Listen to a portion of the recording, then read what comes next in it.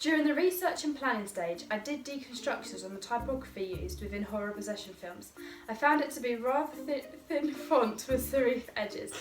By doing the deconstruction on this, it helped me to understand what typography to look for when creating the typography for our trailer and ancillary texts.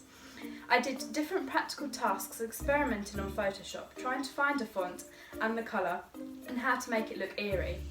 I created the title and did the typography for our main product and auxiliary texts.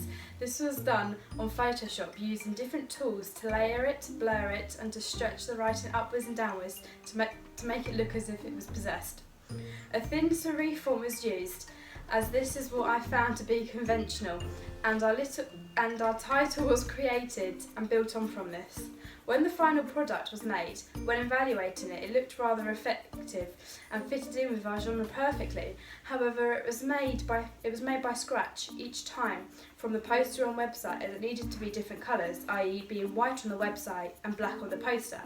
This meant that slight changes occurred, like stretching the letter when the title had been layered to give it that creepy effect. This made it look slightly different each time, but still had the same principle.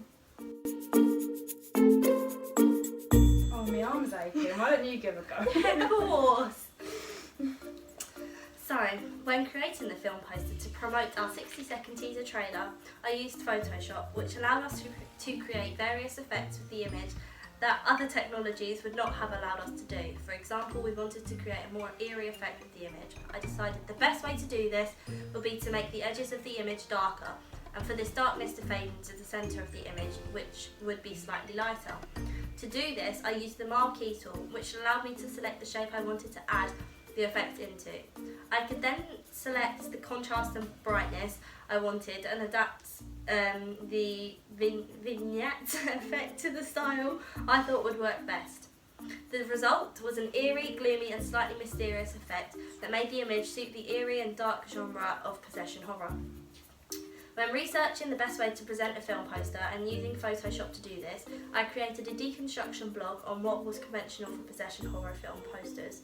I found that many film posters had the title central and used the same colour scheme of black, grey, white and a hint of red. Once I had analysed the style of conventional possession horror films, I made a practical blog on how to add a blurring effect to the title using Photoshop. I used the motion blur effect to create this look and found it very effective and gave us the eerie effect we were looking for. Once we had finalised the first draft of our film poster, we received audience feedback that generally said we needed to make the title easier to read. To achieve this request, I simply undid the motion blur effect and put on a less harsh motion blur. This made the title blurry, however it was still clearly legible and still looked effective. Oh, my arm's aching now! I'll take it from Oh, thank you. What's this? Yeah.